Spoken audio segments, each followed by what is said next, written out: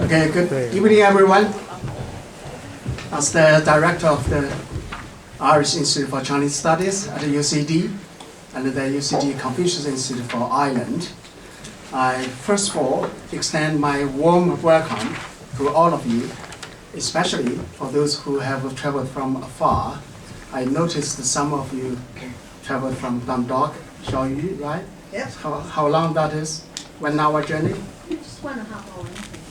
Or 1.5. However, nobody have traveled as far as Professor Gregory Lee. Actually, he drove all the way from St Andrews in Scotland to Dublin today from early morning 6 o'clock. Arrived in the Radisson Hotel 4 around. Okay, so before I introduce our speaker today, so I would like to take this opportunity to brief you the context of this lecture. Right? As you can see from the big screen, so we have the event is organized under three title names. Okay, the first, it is to celebrate the International Chinese Language Day. I don't know how many of you know the International Chinese Language Day. Okay, one hand. So you're better than me. I didn't know until yesterday. Okay, the reason for the International Language Day really is the UN established this language day for 6 official languages used in the UN. Right? I don't know how many of you know the 6, but anyway, Chinese is one of the 6, of course. So what is the day for the Chinese Language Day? It is on 20th of April. So that's in 2 weeks' time. That is the Chinese Day. So we certainly celebrate as early bird, right? 2 weeks before that. The second is ISCS public lecture series. So we normally invite worldwide well-known scholars, speakers to give a lecture at the UCD. So 4 times a year. So it's not every month. Okay? 4 times a year. The third is the 47th. If you can see the screen there, 47th of Confucius PhD Student Forum. So, which really is organized jointly between the Chinese Student Scholars Association and the UCD Confucius Institute. So that has been running since 2009, right? Welcomed by a lot of students on campus. Okay, that's so much for the background of this lecture. So, ladies and gentlemen, it is giving me a great pleasure, honor, privilege to introduce our distinguished speaker today. So, Professor Gregory Lee. He's a founding professor and head of Chinese Studies at the University of St Andrews in Scotland. So I think more importantly, he has been a long-lasting good friend of mine. More than 10 years, many years back. Okay? So Professor Lee received his undergraduate degree in modern and classical Chinese, as well as a PhD in Chinese poetry at SUES, School of Oriental and African Studies, right? At University of London. He also studied political economy and Chinese literature at Peking University. That was 30 years ago. That was a long time ago. Okay. Yes. So at that time, he was a kind of British Council scholar. Right? Spent 4 years in Peking University. So Professor Lee formerly taught in many famous universities, including Cambridge, Chicago, Hong Kong. So he's a man with many titles, hats, and awards, right? Apart from a renowned scholar, Professor Lee's title include like the first vice president of Jean Monnet University Lyon 3, dean of the College of Liberal Arts and Social Sciences at the City University of Hong Kong, director of the French Research Institute for Transtextual and Transcultural Studies. Right?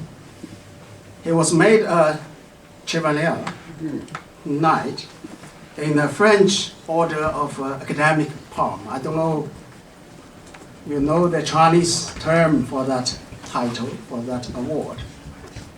Anybody wants to try? No, that's called French 法国学术忠语骑士奖章. If I remember. Okay.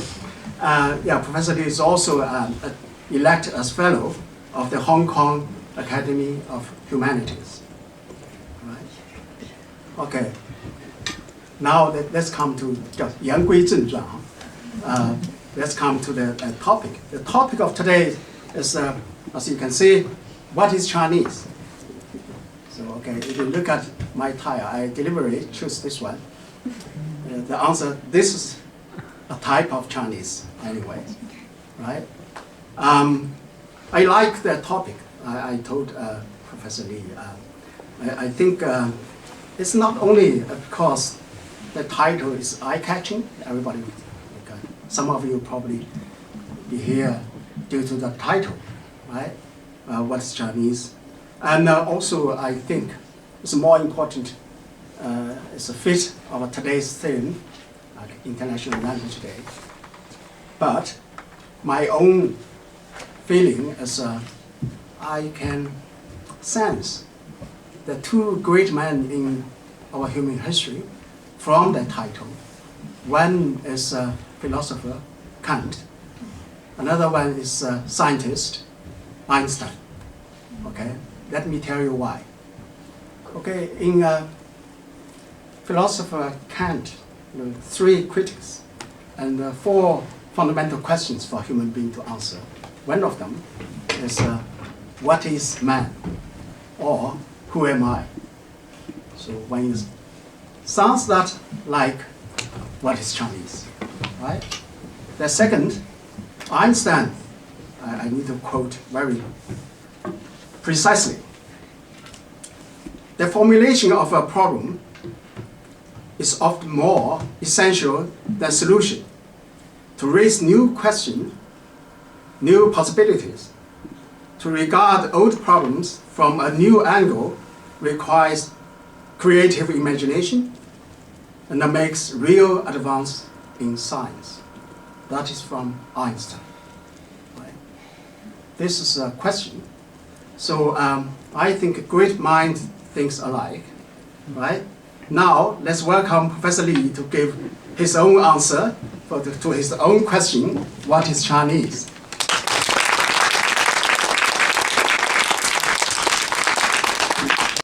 Thank you very much, Li Ming, for that fulsome and very generous, flattering introduction. Yeah, it's very interesting that I'll say something about the International Language Day as we, because I just found out about it from Li Ming this evening. But it's very interesting the way it's been translated into Chinese. Behind this title, actually, is very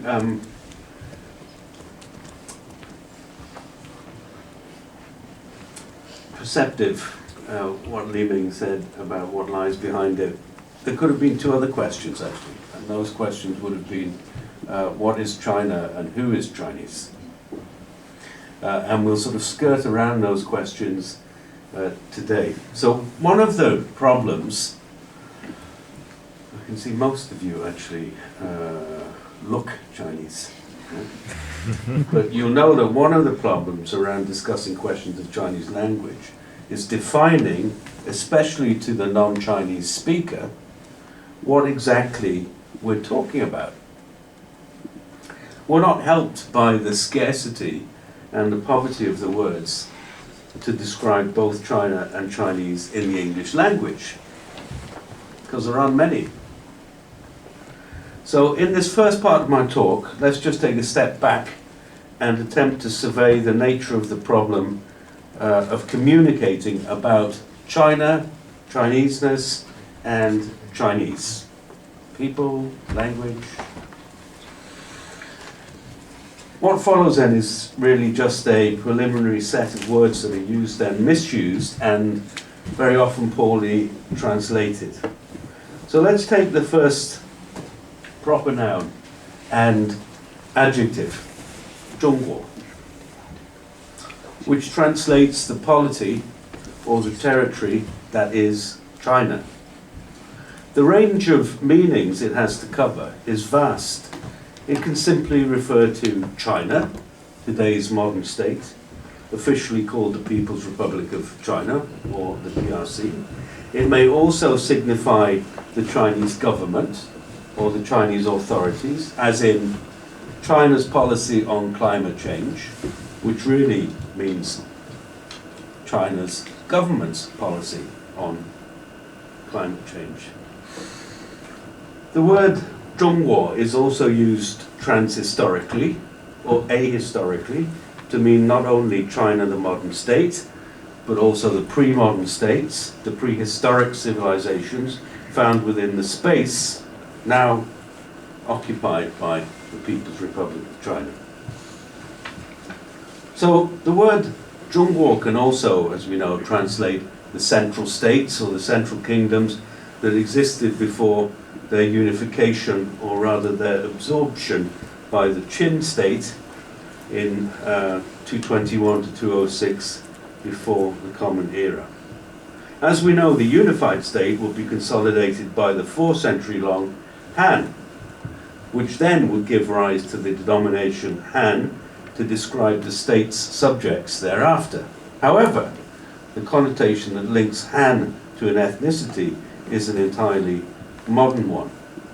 And then geographically, we have 大中国. Big China is usually translated as Greater China and refers to China as a spatially larger unit, which includes mainland China, Hong Kong, Macau, and Taiwan.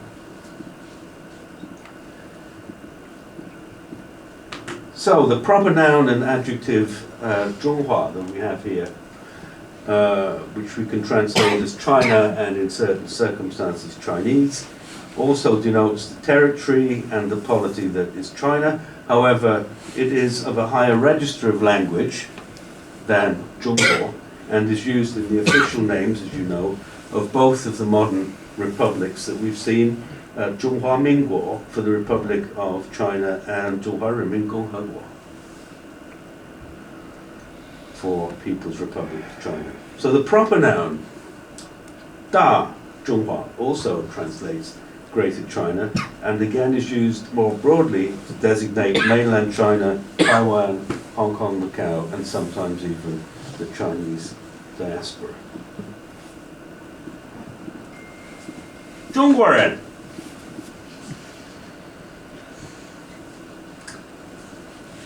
may refer to a Chinese person, or the Chinese, as in the Chinese people. 中国人 may specifically refer to a citizen of the People's Republic of China, and thus include all the minorities, Mongols, Tibetans, Uyghurs, and many others.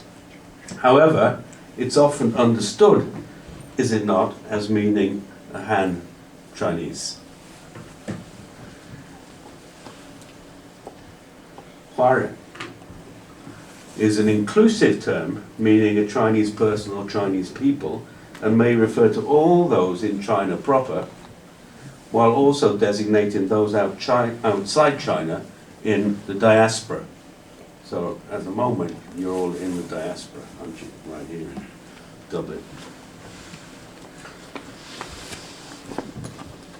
But actually it's a bit problematic because there are people who emigrate overseas, like the hacker, for instance, who are not officially Han. So it needs to be a bit flexible as a term. Huaqiao is a bit more specific, isn't it? Huaqiao, overseas Chinese people or a person. and more specifically refers to those Chinese who reside abroad or who are descendants of those who've emigrated overseas. Nowadays, the term Han, literally Han person or Han people, again is generally translated outside of China as simply Chinese. It refers to a member of the Han majority ethnicity, 91% of China's current population, as officially defined by the PRC state. This group is nevertheless comprised of a wide variety, as you know, of culturally and ethnically diverse populations, including 8 mutually unintelligible linguistic groupings that you have here on the screen. And then, as for the term Han itself, scholars trained in the dominant tradition of sinology usually assume that Han is generally equivalent to Chinese.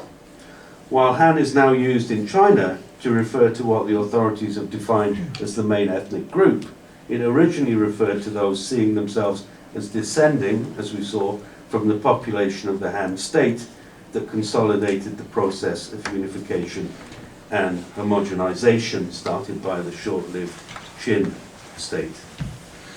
So originally, there was no connotation of race or ethnicity. And this gets a little more complicated and interesting with Tangren, which is a term used by those who trace their Chineseness to a later period, in other words, the Tang, 618 to 907 of the Common Era, when the southern parts of what is now China and their populations were absorbed into the state territories of the Tang. So the term Tangren is used primarily, as you know, by Cantonese-speaking southerners, especially in Hong Kong, and by those in the diaspora who emigrated in the 19th century from the south.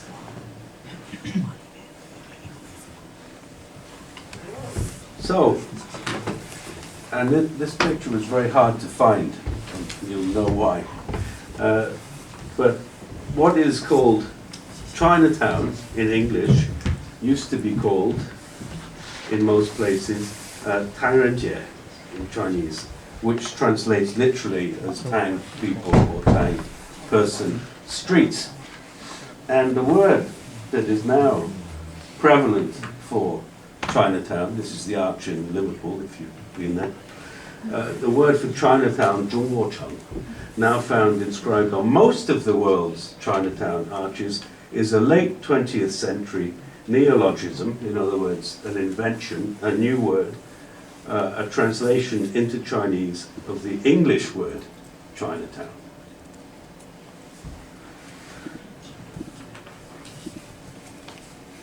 So, and this is where we come back to the title of today's lecture and the original advertisement for it. Professor Wang Yiming revealed to us that on the 20th of April it is Guoji Zhongwen Re, so International Chinese Language Day.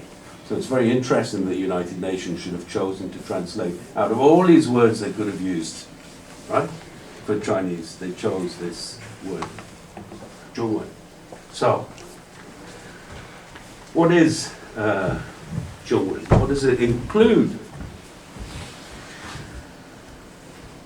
The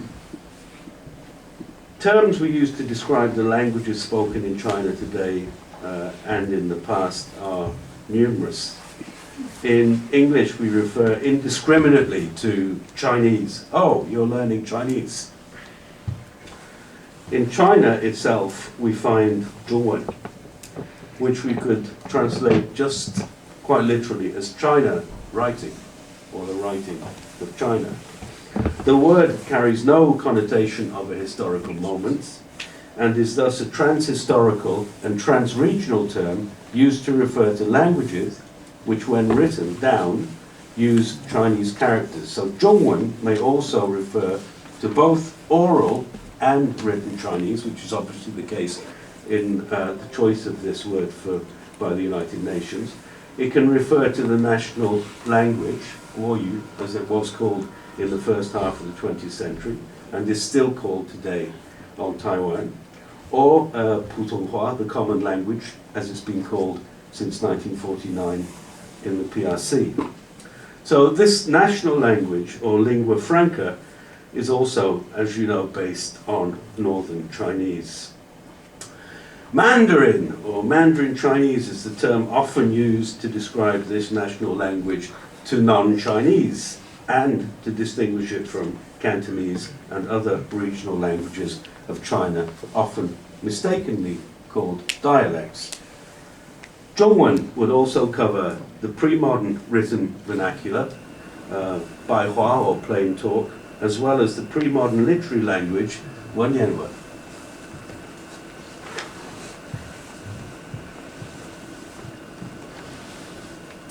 In the PRC, the Chinese language is often referred to as Hanyu, Han language, and again this may refer to oral or written Chinese, the language of the majority Han ethnicity, even though many within the Han ethnic category use another language, as we've seen, such as Cantonese or Minmanhua or the Shanghai regional language.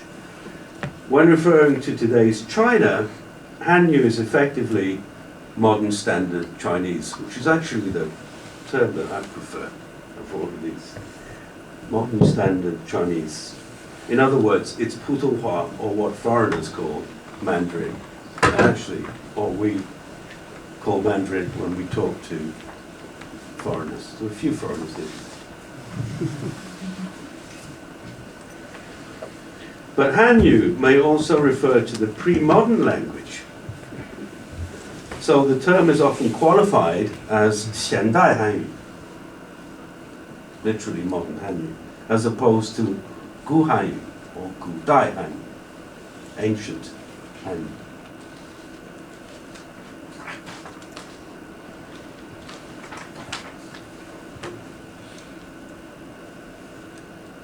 Huayu is often used to designate standard Chinese when addressing a non-mainland Chinese or overseas Chinese public, who associate more readily with the idea of Hua than they do with Han. And it is, for instance, used in Singapore to designate modern standard Chinese, and is found in the expression Xinjiapo Huayu, or Singapore Mandarin. Chinese, then, may also refer to Chinese literature, just as English may refer to English literature. So here's another difficulty, Nanti. 中国文学, which sinologists translate as Chinese literature. Literally means, as we know, China literature, or the literature of China. So after all, we talk of British literature and American literature to distinguish between national literatures within the larger family of English literature, which many, in any case, still understand as pertaining to England, and perhaps also to Britain and to Ireland. Literature in English would be a much more inclusive way of referring to the many literatures that exist worldwide in the English language. But just as the term British literature would not evoke in most people's minds the use of Welsh or Gaelic as literary languages of Britain, so 中国文学 evokes literature in Chinese, in the Chinese language, and thus excludes, when we think about it, literature of China in minority languages such as Tibetan or Korean, and so on. So 中国文学 is used also transhistorically to refer to the literature written in the pre-modern language over a period covering more than 2,000 years, even though during those 2 millennia, no writers ever referred to their writings as 中国文学. So to sum up, in the dominant collective imaginary, China literature, 中国文学, refers to literature written in Chinese characters within the space that is now China, in either modern Chinese or the pre-modern vernacular, or in the pre-modern literary language, Wenyan, but excludes what is written in minority languages. So when I say dominant imaginary, it really means if you go out in the streets in Beijing and ask 10 people what they think it means, 9 out of 10 would say this is what it means. There is, however, a very specific term for literature written in Hanyu, the language of the Han, written down in Hanzi, Chinese characters, and that is Huawen Wenshui, or literature in Han writing, where Hanwen, handwriting, refers to the written language from the Han dynasty onwards. The term Hanwen is also used to specify language written in characters as opposed to Romanized script. And we'll see in the second part of my talk, in the Republican period, from 1912 to 1949, there existed many projects to spell out characters in the Latin alphabet, not merely as an aid to learning them, as with Pinyin today, but with the ambition of replacing Chinese characters altogether. Indeed, abandoning characters in order to universalize the use of a national standard language, and that was seriously considered by intellectuals and the political authorities in the first half of the 20th century. So all of the terms explored above translate into English as simply Chinese. When translating from Chinese into English, everything becomes China or Chinese. But when we attempt to translate from English or other languages into Chinese, what becomes obvious is the extent to which these two terms are extremely reductive of the diverse and complex political and historical issues foregrounded by the process of translation. In short, the English words subsume a host of historically, geopolitically, and ethnically diverse significations. Of course, it's extremely cumbersome to have to qualify what we mean by China and Chinese every time we speak to somebody. But maybe we need to make that effort, and we need to make it more often. In the second part of my talk, I'd like to address questions of national language. So we'll be moving more or less into the 20th and 21st centuries. So the national language, what it's become, and where it started from.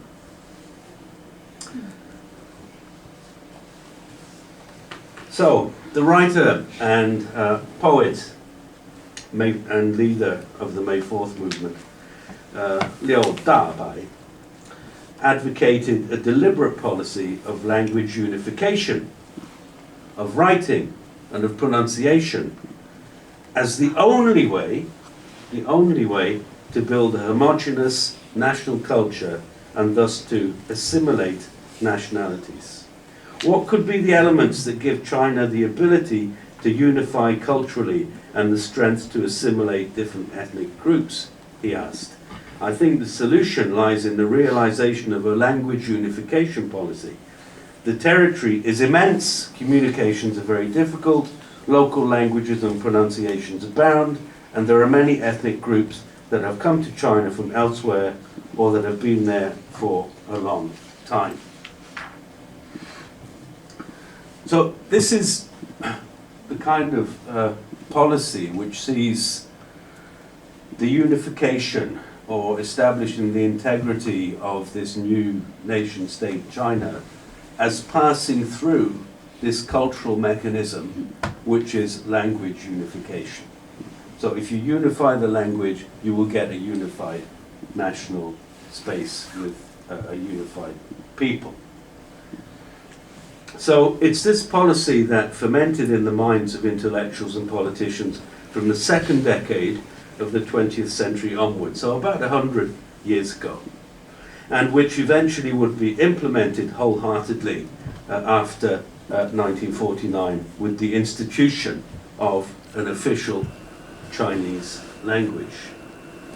The idea of national unification through language unification is still current today, and we'll come back to this right at the end of this talk. There was one major figure who held a diverse opinion, or rather saw the problem as one to be solved by history rather than the intervention of the state. And that person was Chu Bai, who is highly enough regarded, or was, to get himself a postage stamp. So Chu Bai, who lived just for the first 3 or 4 decades of the 20th century, spent his formative intellectual years in Moscow. In 1927, he became the de facto leader of the Communist Party of China. And then in 1935, too ill to join the Long March, he stayed behind and was arrested and executed by the Kuomintang government later that year. And he was only 36. There's an interesting contrast here. This man is not Chinese, as you can see, but largely because of their common interest in language and culture and their status as communist leaders, Chu Bai has been compared to his near contemporary, the Italian Communist Party leader Antonio Gramsci, imprisoned by the fascist regime in 1926 and who died in jail in 1937. But there's some very interesting contrasts, and if you're interested in language and culture and the policies that surrounded it in that period in the 1920s and 30s, then I recommend you go and have a look at Antonio Gramsci. I should like then to spend some time talking about the ideas of Chu Bai on language. Chu Bai interrogated the concept of national language and questioned the homogeneity of the linguistic identity of China. Indeed, his own concept of Putonghua, common language, ran counter to the vision of a standardized and unified common language. In 1931, he wrote that proletarian common speech, Putonghua, should be based on the grammatical conventions of Chinese people's oral speech, 口头相说. And so, as Chu Bai reminds us, the written language of Baihua, promoted by intellectuals such as Hu Shi or Chen Duxiu, the language of the modern literature that emerged from the 1919 May 4th movement, is not a vernacular. Similarly, it was problematic to consider that Baihua would be or was easily accepted and used by people, the people, throughout history.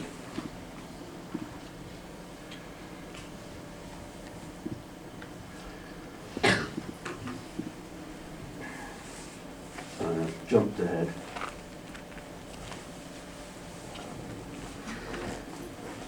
So in 1920, the transition from Wanyan to Baihua for the purpose of writing fiction or writing newspaper articles was not systematic, and after all, it only concerned 5% of the population living within the borders of the old Qing state. So there was no national Chinese language in 1920 if one defines it as a vernacular language that could be spoken by the entire Chinese population. So Chu Bai points out the disunity between oral and written language. He also criticizes the heterogeneity of written language styles and finally notes the multiplicity of vernacular languages. So according to Chu Bai, although the characters, the Hanzi, did much to construct a discourse of identity and difference, as opposed to other foreign languages, it was not a community of language that could proceed and then lead to a political community, but a cultural and social elite that through politics and proactive state action sought to institutionalize and standardize a language common to the whole of a territory, as he pointed out, as large as Europe. So, as the American scholar Kirk Denton has put it, the development of a modern vernacular literature could not then be simply a matter of building on the vernacular tradition. A modern literature would have to borrow from many sources. It would be a kind of synthesis of spoken Chinese, the traditional vernacular, some lexical and syntactic elements from Western languages, often through the intermediary of Japanese, and only in this way, when there made forth elite thinking, could Chinese literature break free from stagnant classical and vernacular tradition.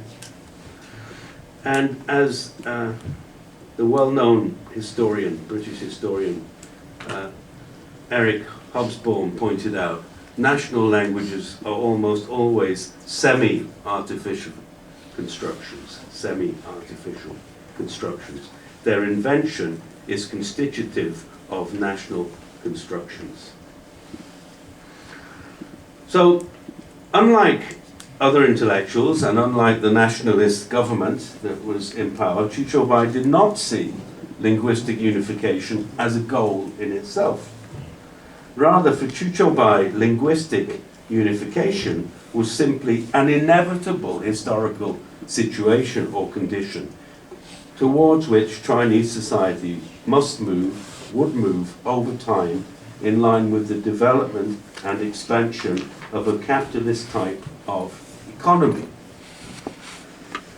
So in standard Marxist thought, especially at that time, capitalism preceded socialism, which in turn preceded communism. Capitalism would develop a common market, which naturally, thought Chu Bai, through the expansion of trade and communication between different regions in China, would lead to the development of a common language. His theoretical orientation, inspired by Lenin, lent an originality to his position, which saw him denounce and reject attempts by the state to arbitrarily establish a common idiom.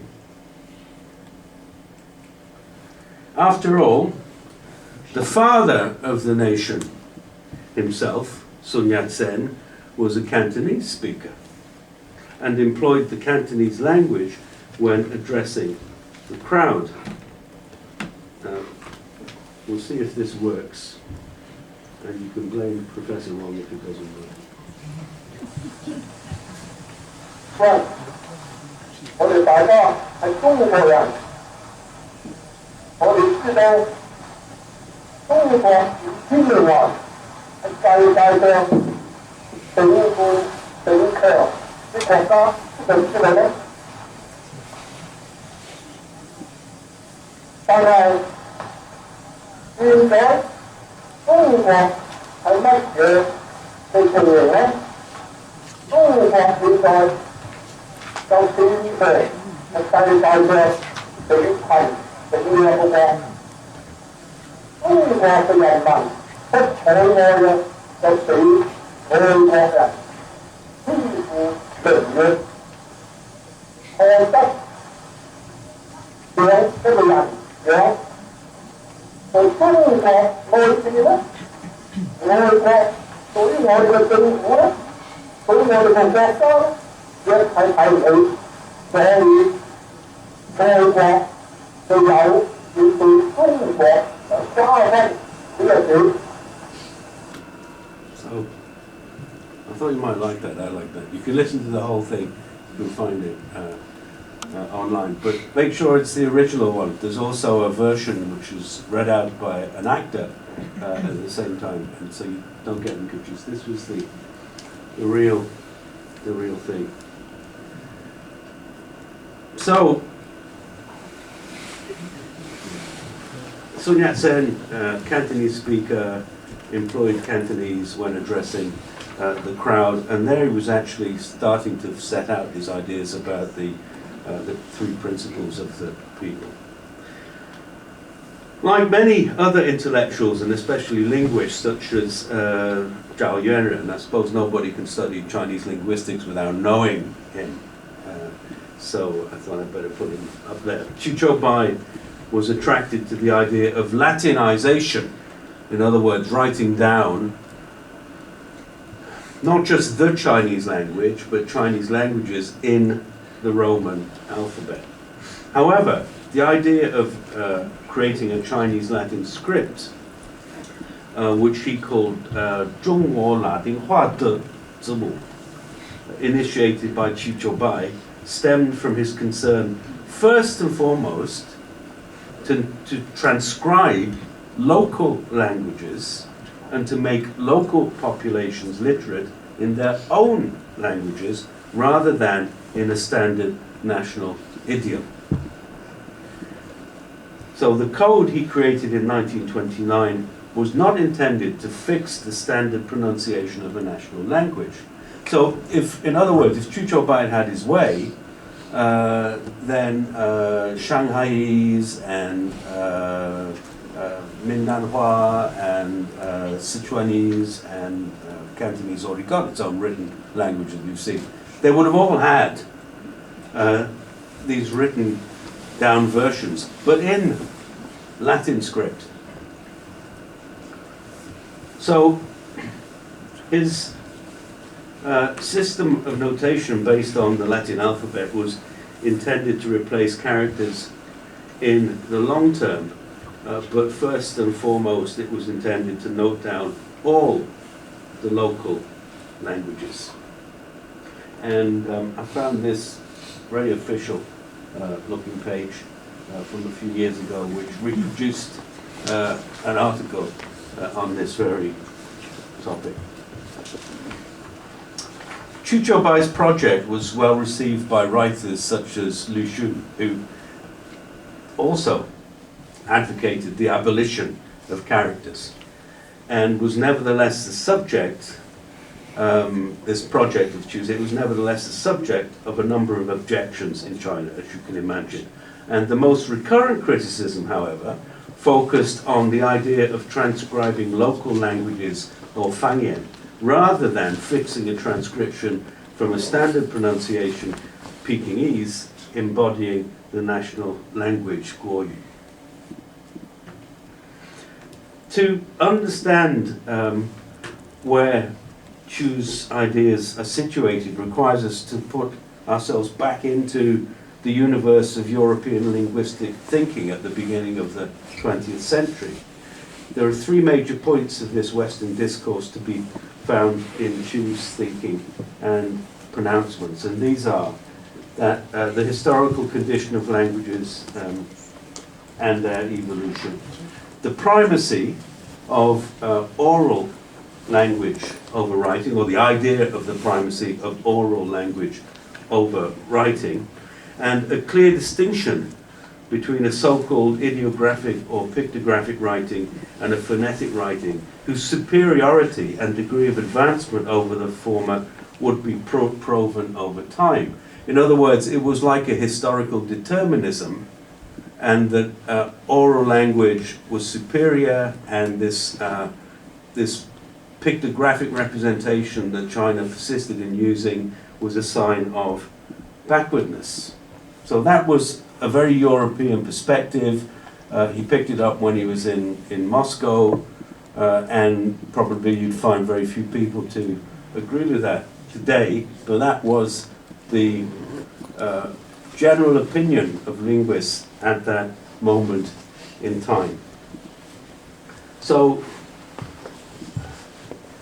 Chu thus regarded Chinese writing in Hanzi as belonging to the past, and that such things were long extinct in Europe, and regarded Hanzi as preceding the phonetic writing of the letters of the alphabet. And so in this theoretical historical configuration, Chu declares that Han characters are like mummies of the history of the development of society. So he was very, very negative about the Chinese writing system. And unlike the, he had a lot of negative things also to say about Guoyu, this concept that was floating around, although it hadn't been entirely nailed down. So unlike the English expression national language, Chu thinks that Guoyu in Chinese is unclear, 不同, So Chu discerns the policy meaning, the multiple meanings of the term national language or Guoyu. So for him it can refer to either the common language of a whole state, Chengguo de, Putuhua, or to the language of a nation, Bengguo de, Benminzu de, Yanyu, not Yuyan, Yanyu, or the language imposed by a state, Guoding de, Yanyu. So these are the different meanings that he lays out. He's basically saying, watch out, Guoyu is all of these things. So, once again,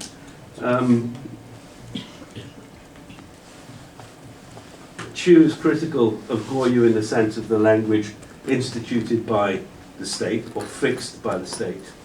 And for him, this kind of national language should be rejected or pushed out.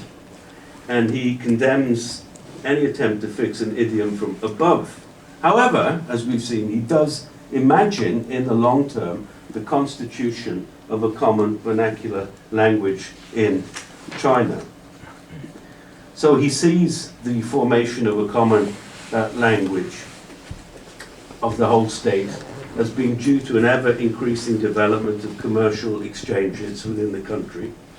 And in the meanwhile, what he envisaged was a transitional situation of bilingualism, composed of regional vernaculars, and then the gradual constitution of a vernacular on a national scale. So he enthusiastically imagined a proletarian language community within China's factories, which was, of course, at that point, before the Long March, the Communist Party and the Communist movement was focused on the workers in China's big cities and on the factories. And so this is what he said.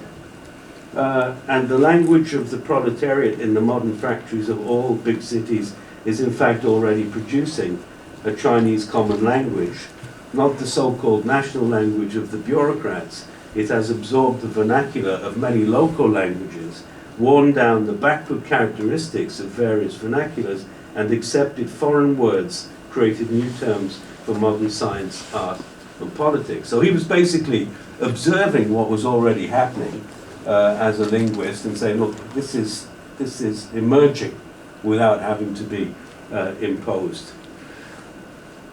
So the common Chinese language imagined by Chu Bai is a mixture of inert local languages and cultures, the remnants of the dominant languages, the written languages of the elites, which also contain the European languages of modernity, and finally, history, in other words, for Chu, the Marxist, the capitalist economic development in large Chinese cities. Well, as we know, the State Council on the 6th of February 1956 announced its decision to generalize the use of a common language, Putonghua, which was based on threi fundamental criteria: Beijing's pronunciation, the vocabulary of northern dialects, so roughly speaking, Beifanghua, as a group of dialects, and then the grammar illustrated by words in Baihua written after 1919.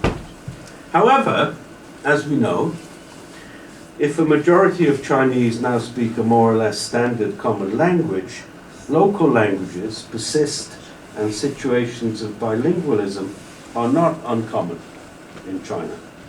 And since the reforms and the opening up initiated in the 1980s, local languages have very often gained in strength in function of the performance of local economies, as in the southern and southeastern provinces. So far from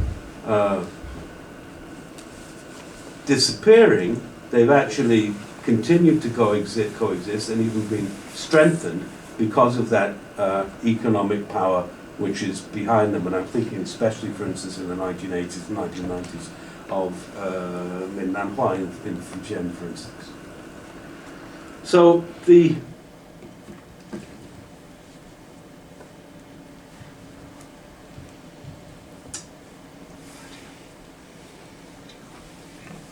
this.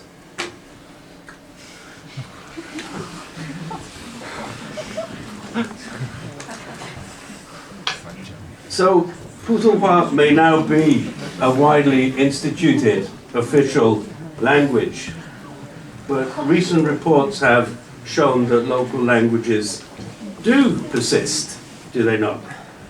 And in September of 2021, government workers and party cadres in Sichuan were found to be conversing in their local tongue during work hours instead of employing modern standard Chinese or Putonghua. So the provincial government proceeded to ban the use of Fangyan in the office, and the province's language work committee said that government workers would be required to achieve at least a score of 70% on the country's Putonghua proficiency test within 3 years.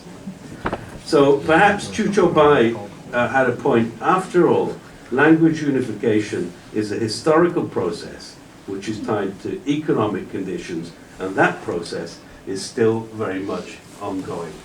Thank you very much for your patience.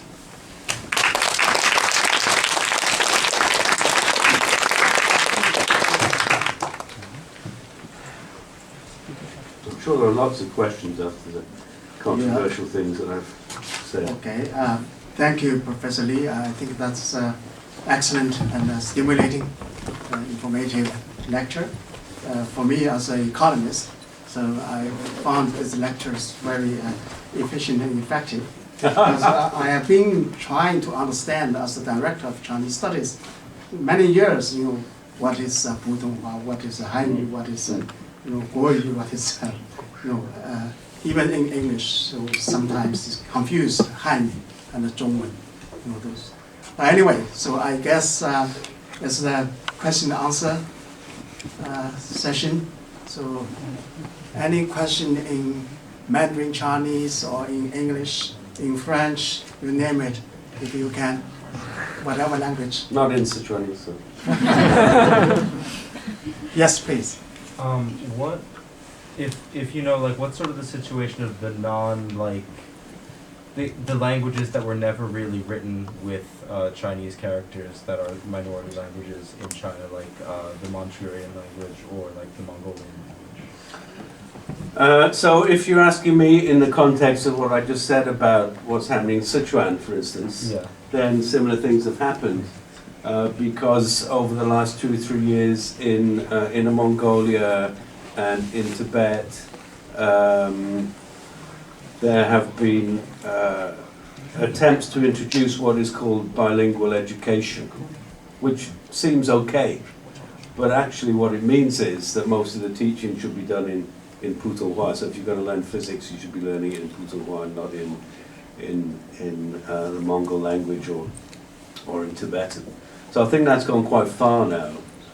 And we don't want to get into the controversy of the education camps in Xinjiang, but that again, one of the accusations against the Chinese government is that they're using that opportunity to suppress the local language and to favorize and to promote Putonghua. But it's not. The story goes back a long way. For instance, if you're talking about Uyghur, it's also got to do with the politics of the 1950s and 60s and 70s. So back in the 50s, for instance, they used the Cyrillic alphabet, Russian alphabet, to write it down, right? And then they switched to the Arabic alphabet, and then there was a moment they switched to using a Latin alphabet. So once when I was visiting there, long time ago, 1981, right? So I met a family of 3 generations, and they all had learnt their own language with these 3 different scripts. So, but at least the language was preserved. So what's happening in China at the moment is, and that's what I was really trying to point out, was we're sort of coming back to that idea of Li Dabai from the 1920s, where the integrity of China and the unification of China is seen as having to go through a linguistic unification.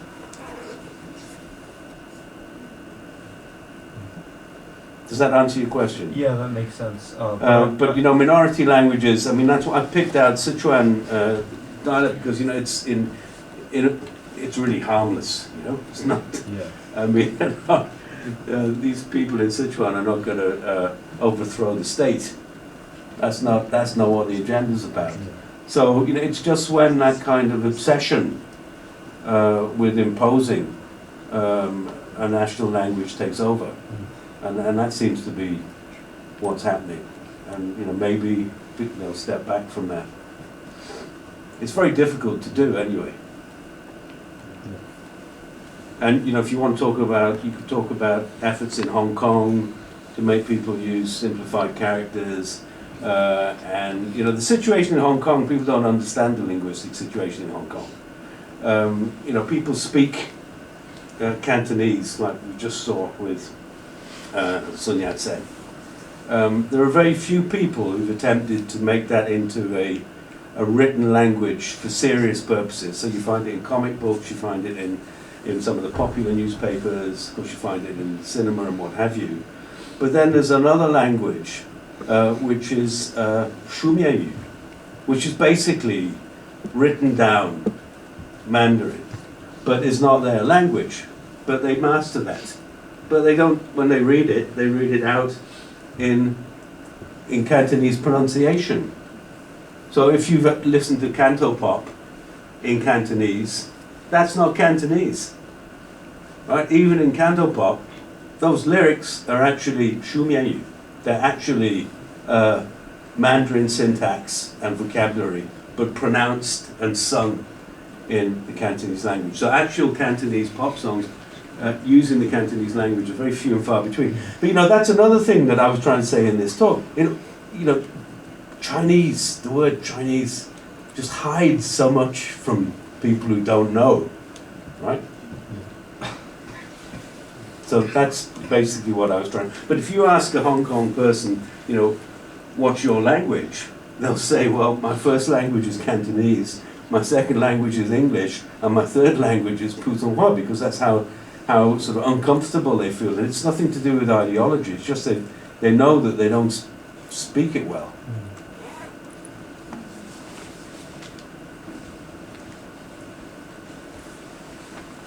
Yes, please. Hi, Professor. Yeah. Yeah, you know, because there are more and more people I use their, you know, their Darwin language, and mine they're like this theory on the edge of extinction.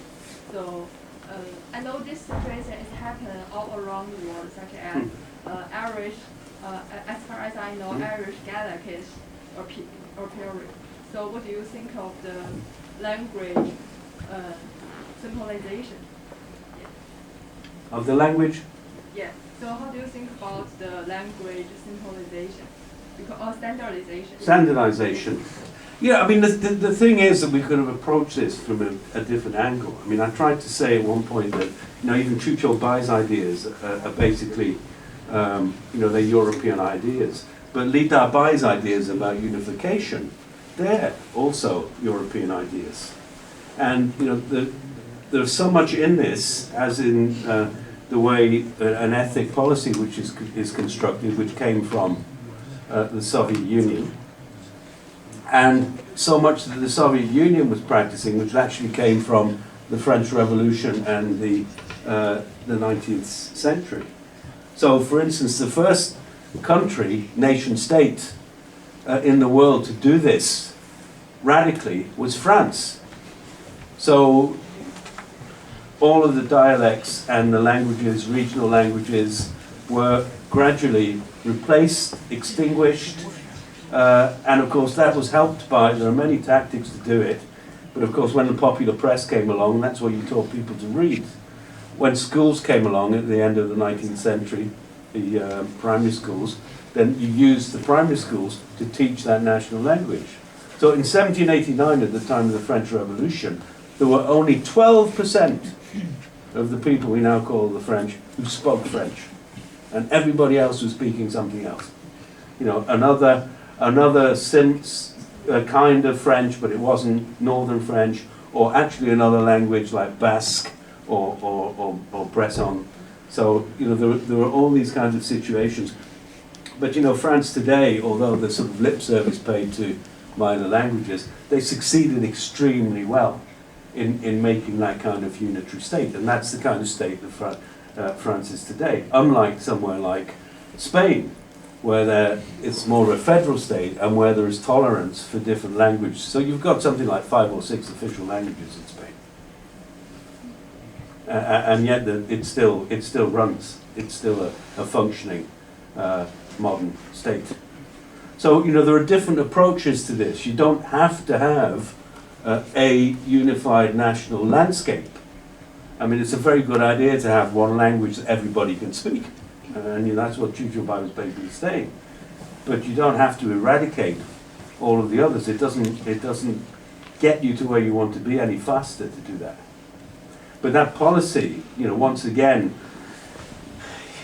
it's nothing new. So, you know, Liu Dabai was coming out with that, and Chu Bai was coming out with his policy, but they'd been tried and used elsewhere, and they did come and go, I'm afraid. I know it's a difficult thing to do that. Well, you know, standardization, what is standardization? You know, language is a social evolutive thing. So, for instance, you know, my wife and I left Britain in 1990. Actually, she did half the driving today. I must actually correct her. But you know, we left in 1990, and of course came back a lot. And I was in America and Hong Kong and what have you. But this was the first time I came back to live. Was a year and a half ago. And I said, well, what's happened to this language? It's not my language. I don't speak this language anymore. Right? So the language has shifted on, and that's normal. But I stayed back there somewhere, speaking the language I spoke then, which I'm still quite happy with. But you know, then you find yourself in a situation of minor languages. So, I mean, one of the great writers of the 20th century was Kafka, who wrote in German, but he was in Czechoslovakia. And, you know, writers in any case, like poets, and like a lot of the modern poets in China, they're all always inventing and crafting and subtly changing language. Otherwise, there wouldn't be any poetry. So you can't write poetry out of a standardization. You can't say this has to be this way and the syntax has to be that way, otherwise it's not a Chinese poet. I think I probably take advantage of the chair of this lecture. There is a very practical and currently relevant question. You know, 2022 is the first year in the entire Irish history Mandarin Chinese became a living subject exam. You know, students can take, you know, Chinese exam. But there is a kind of controversial debate, argument regarding whether this exam should include, you know, different characters like simplified and the traditional.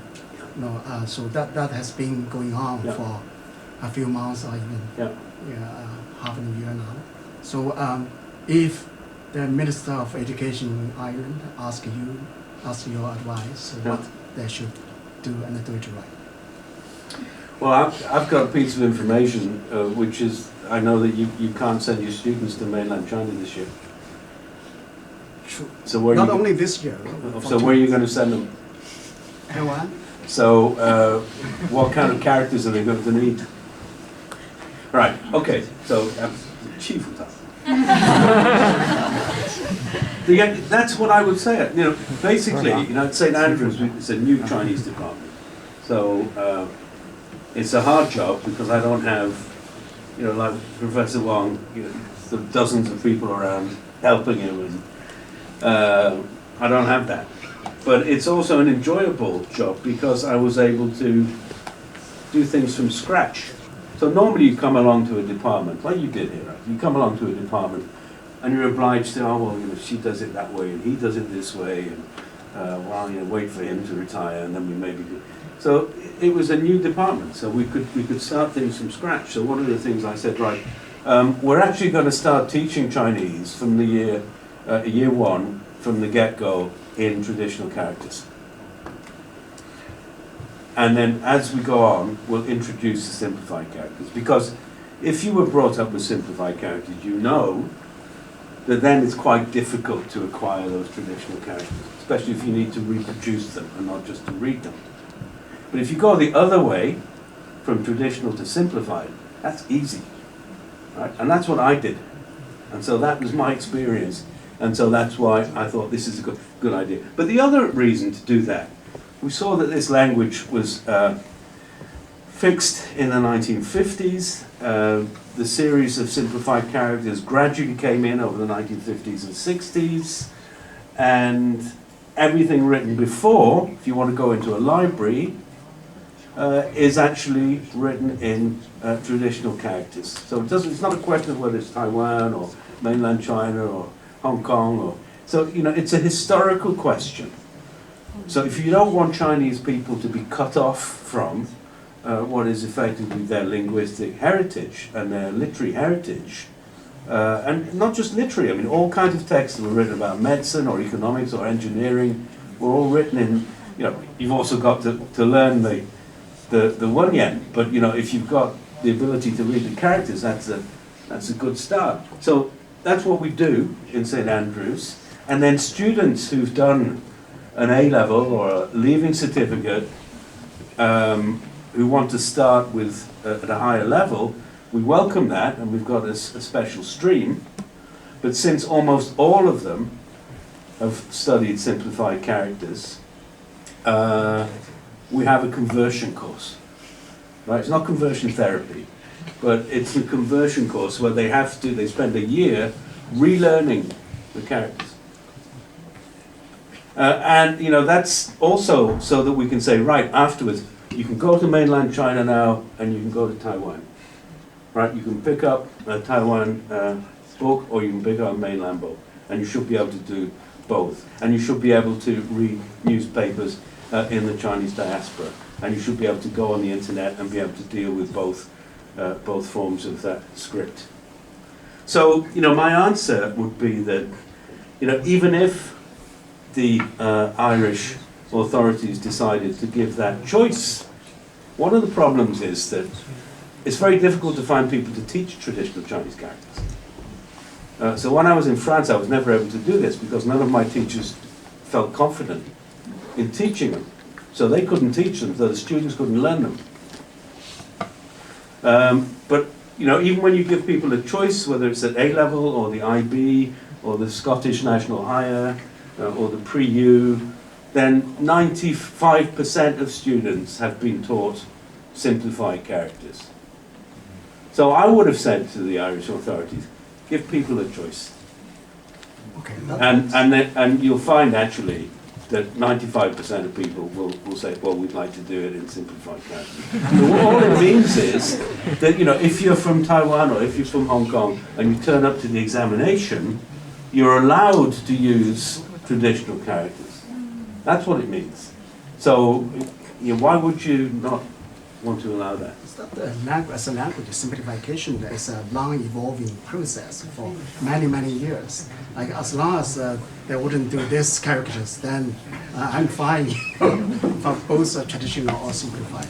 But especially if we're talking about resources, teaching and learning resources, that simplified characters would have more probably resources to rely on. Well, I'm not sure. But again, for instance, we use a textbook which was my teacher, which was P.C. Tung from SOAS, and that book it's in Romanization, and it comes with either a traditional character book or a simplified character book, so you can have both, and so we rely on that quite heavily. I actually learned as a student the fourth set of simplified characters, which doesn't exist anymore, but there was a fourth set, which was very radical, that was basically sponsored by the Gang of Four. And so it must have been something like 1974, 75, and I learnt all of these. Yeah, and the one that really sticks in mind, there were lots of them, and you could go around China. I remember in Urumqi, for instance, and on the bus stop, you'd sort of look and you'd realise that this fourth set of characters had been implemented, and nobody could actually read them because they were so simplified, they didn't mean anything. But the one that sticks in my mind is that the character for Jia, you all know the character for Jia, home. So it's a roof with a pig underneath it, right? So this linguistic committee decided that that was disrespectful, right, to human beings. Seriously. So that was replaced. So there was the roof with the ren underneath it. And I can still show you, I've got exercises where I use those characters. So, you know, it could be quite extreme, and then once you go to that extreme, how can you ever understand the Frantiza? Very difficult. Yes, please. Oh, many hands now. Okay, so should we answer one by one? Thank you for your brilliant talk. Because I'm a historian, so I want to bring the question back to history. My first question is actually about, was there any attempts of unifying language in late Qing period? And the second question is, so what was the difference between the attempts of unifying language between Republican era and after the foundation, after founding the People's Republic of China? So 2 questions. That's a big question, actually. So, late Qing, so you mean 19th century, actually? Late 19th century, yeah. Yeah, so after the Opium Wars. Yeah. So, I mean, what you're looking at there is that, first of all, you do, of course, get a desire to think about what a national language would be, which runs parallel with thinking about what a nation should look like. So at that point, in the 19th century, nobody talks about Zhongguo. Right? Nobody knows what that is. Right? So it becomes a project of the intellectuals who understand what's happening in this late Qing state. Right, so you get the reform movements of various kinds and what have you, but you get this emerging consciousness of a China. Right, but why do you need this word Zhongguo? And you need it because for the previous 400 years, since the 16th century, Europeans and then later Americans have been talking about China. You know? Like President Trump, China. Nobody knew that word before. It's just purely invented. We don't know where it came from. The Portuguese sort of came up with it. Nobody knows where that word came from. So, you know, in China, right, where you want to make this China, you've got to find an equivalent, and the equivalent becomes Zhongguo. But it was actually used. If you look at the Treaty of Nanjing, came out of the Opium Wars. All the way through in the Chinese text, it talks about Da Qingguo. And it's the British who constantly talk about China. Right? So in other words, that's pressed upon the people who are trying to... Obviously, there was a Han consciousness, Han Chinese consciousness.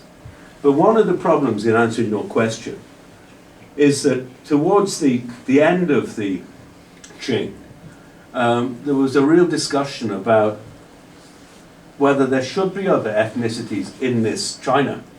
And so a lot of people thought that the Manchus should be excluded because after all they were the oppressive regime. So let's get rid of the Manchu ethnicity. But actually it survived, and you see it on the flag, right? Or The five nations. yeah, the five-coloured flag, right?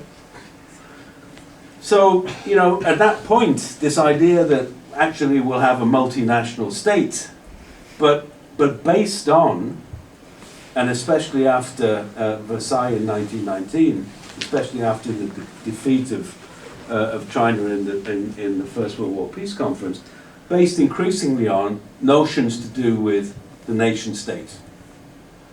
So, you know, that's where all of this this controversy about should there be one language, should there be several, that's where it comes, you know, that's where it starts there. You know, are we a nation state or are we some other kind of modern state? And how about 1911 revolution? Was that, you know, having this The similar 1911 revolution? Well, I mean, the 1911 revolution is just sort of like an accident, you know, isn't it really? I mean, when you think that 1912 is the Republic, then 1919 is the May 4th movement, so it's 7 years later, and it's just basically saying this has failed. This is a failed revolution, this is a failed republic. And then you're asking me why, I mean, the Republic of China itself, civil war, the warlords, civil war, invaded by Japan, so between 1919 and 1949, 30 years of chaos, and a remarkable achievement, which is actually the creation of this language, right? Of a literary language in which people write novels and poems and what have you. So there is a national language at that level. But, you know, people couldn't pronounce that language. You know, my wife and I both did work on authors in Shanghai who were active in the 20s, 30s, and 40s, and we went to interview them in the 1980s. I mean, that was very, very approximate, you know, kind of Mandarin that people would speak, but it was fine. You know, you could understand. You didn't need more than that. But so it was a period of transition. So what changes in 1949 is you've got the whole force of this powerful state, and there was no powerful state between 1912 and 1949. So I mean, again, that's how we can talk about the imposition of a policy. So that's what changes. But I think it's all to do with that concept of you know, before you get Chinese, you have to have China. Right? So, you know, in the heads of sinologists, in the heads of you know, conservative-minded people going back to the 16th century, they already knew what China was because they basically invented it in their minds. Right? And so the language, the only Chinese that existed for them was what the Jesuits had translated. So that was, you know, so Confucius and the Analects. And then sinologists in the 19th and 20th century, right up to the 21st century, you know, when you say Chinese, they're not thinking about the modern language. So that's, you know, over the last 40 years since I've been doing Chinese studies, that's been the revolution.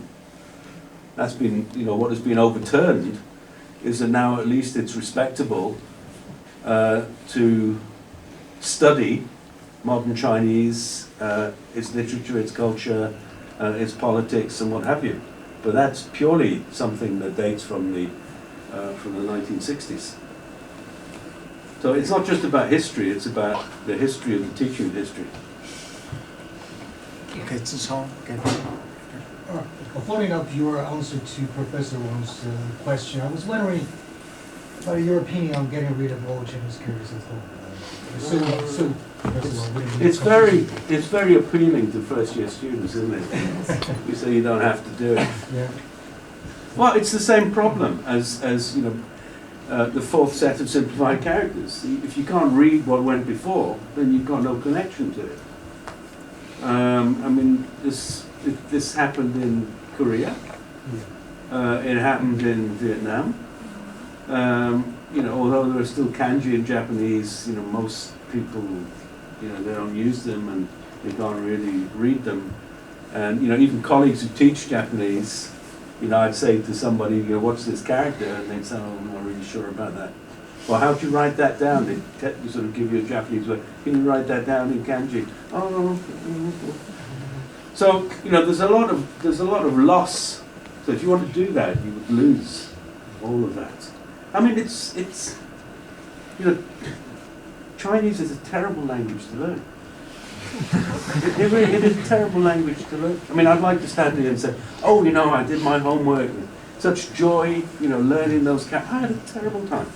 One day the penny dropped about how to do it and how to keep these characters up here, but sometimes you really got to scratch your head. I mean, a lot of students anyway don't write Chinese anymore, right? Type it. When I was putting together the syllabus for St. Andrews, I looked at a lot of American university syllabuses. There was one, I think, from Brandeis University, and it said, oh, we don't teach writing of Chinese characters anymore because now there's the computer and the iPhone, so people don't do that. They don't need it. So they only needed to be able to read, to recognize, but not to reproduce. I think that's quite sad, really. But maybe I'm just sort of old-fashioned and nostalgic. But, it's the same argument. If you reduce the language to just to an alphabet, then you lose a connection with the past. And if you think the past is important, then you don't really want to do that. Thank you. Maybe because pictographic language writing system that's completely different from alphabet, that would give your right hand of your brain different training. So that could probably benefit as a kind of, although the purpose is not for training your right side of your brain, but the result could be this kind of byproduct of learning Mandarin Chinese writing. I don't know, that's just my theory. Yes, the lady. Oh, hi, Professor. Thank you for your talk. Can I take this? Yes, please, so then I might hear you. Yeah, thank you for your talk. I have two questions for you. One is probably a bit personal. What makes you interested in Chinese language despite it being so terrible to learn? A language that's so terrible to learn, and continue your research in Chinese studies in this specific field of study. The second question is in regards to research in general, because as a Chinese scholar producing knowledge in English, writing in English, and borrowing a lot of the times borrowing or applying Western theories to Chinese case studies, I often came across a lot of situations where I have to justify myself. What's the compatibility of a Western theory with a Chinese case study? I'm just wondering if it's the case for you as well, or if not the same, if it's also similar to you as well. These are my two questions. No, that's a very, very interesting questions. We could be here till midnight talking about that. Basically, I've actually written about why I learned Chinese. I think I wrote something in English on. It's actually just called on learning Chinese, and basically it was because my grandfather was Chinese, Cantonese speaker actually. So. Sort of from next door to where Sun Yat-sen came from. And he left behind him, when he died, this tiny little notebook, which of course I couldn't read. And so I said, well, I'd really like to read that. How would you go about it? And so years went by. And so I was actually sitting on the top of a bus in Liverpool with a prospectus, university prospectus, and I was about to go off to university to study law. And then this prospectus in my hands suddenly told me you could actually go to university and learn Chinese. And I thought, well, maybe I'll do that first, and then I'll do law afterwards. Never did the law round. And so that was my personal reason, and a lot of people have that. And then the other people around me, I mean, they were, at that point, the people were interested in politics. So they were either Maoists or they were Taoists. So there were like two camps. There were people interested in sort of Eastern mysticism, and then people interested in Chinese Cultural Revolution politics. And they were the kind of profiles of the people. What was the second question you asked? It's regarding your research in general, because so I'm doing. I mean, this is a big thing now. You see, should we be talking about things Chinese using Western theories? Well, then in that case, what are we going to do with this language here, which is all based on Western language? We've seen that. Everybody has said that.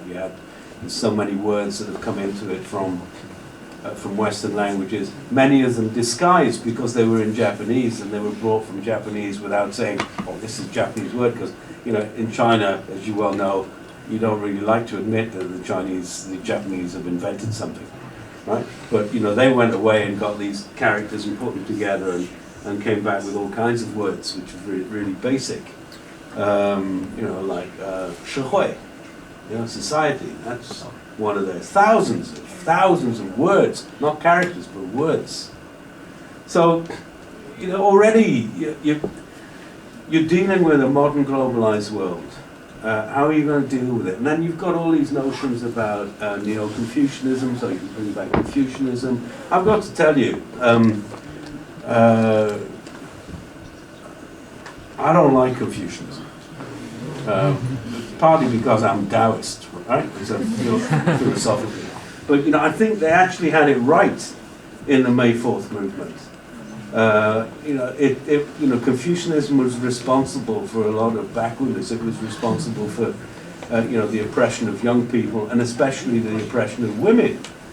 So why do you want to bring this back? What does it give you that you didn't have before? And then I don't know how many of you are interested in poetry and literature, but there's another increasing trend over the last 10, 15 years, which is when you're talking about contemporary Chinese poetry, to make allusions to pre-modern poetry, or Li Bai or Du Fu, or and this sounds like, no, it doesn't.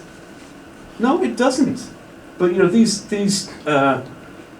critics, these young critics, many in the United States, actually Chinese, think that they should be able to find some Chinese echoes, whatever they are, in this poetry. Whereas if you actually know and you've studied contemporary Chinese poetry, it's very modernist. It owes a lot to European and American poetry, as most poetries owe to one another now.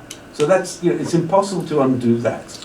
It doesn't make it any less Chinese. These poems are written by Chinese people who've gone through a Chinese experience in the Chinese language. That's the achievement, right? So you don't have to go and find echoes of Li Shangyin in order to justify the existence of this poetry.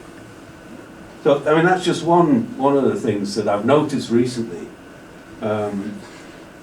and it's a very difficult question. Having said all of that, I do actually believe that there are, we use the Greek philosophers, so-called Greek philosophers, Plato and Socrates, as the foundation of Western thinking, logic and what have you. So why couldn't we use philosophers from other cultures? So I'm not against, it's Confucius I'm against, right? But for instance, if you're trying to think about the environment today and the place of humankind in the world, then no better place to go and look than the Zhuangzi. You've got logical arguments in there. There's a lot of argument about perspective, about how we fit in. I mean, at one level, Zhuangzi is remarkable because what it is, it's a lament. It's actually already then, sort of 2,200 years ago, declaring that humankind has detached itself from the world, the physical world, what we call nature. Right? So, the botanical, biological, physical world. So, you know, when they're talking about trying to put it back together to make it harmonious, it's already a sort of, there's a twinge of regret because they know that this is probably too late and it's already happened. And that's exactly where we are today. I mean, that's what people are waking up to in the 21st century, that we've detached ourselves from the rest of the planet, the other species, and you know, we've harmed it and therefore harmed ourselves. But you know, if you go back and read the Zhuangzi, then it's there. So you know, that may sound sort of zany and not very scientific, but I still maintain that if you can use a Greek philosopher, then you should be able to use a philosopher who was doing his work in the place we now call China 2,200 years ago. Or, we don't even know if these philosophers existed, but we've got the texts, which is another good reason to be able to read traditional characters. Did that make any sense? Yeah, thank you. But you know, if you're saying, should I make an effort to be less Western, I mean, I don't think you need to worry about that. You need to make an effort to be yourself is all you need to do when you're a scholar. Thank you. Okay, I think time almost like 7:30. Is it? Yeah, it's time flying. A good lecture always you feel time is very short. Okay, I know most of you now understand better what is Chinese. If you try to exhaust, what is Chinese, we have to invite Professor Lee come again. But next time we hope we can have a sponsor. We send a private jet to St. Andrews to pick you up. Right, okay. So Professor Lee, all the way from St. Andrews this morning from 6 o'clock. Now delivered. It's 7:30. So it's not an easy job, but delivered an excellent lecture to all of us here. So let's put our hands together to thank.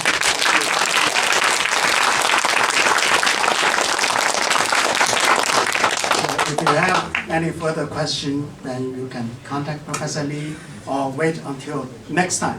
Yeah. Coming, right? Yeah. Okay, I think the buffet is ready. So that's another reason we have to stop, in case it's getting cold. Right? Okay.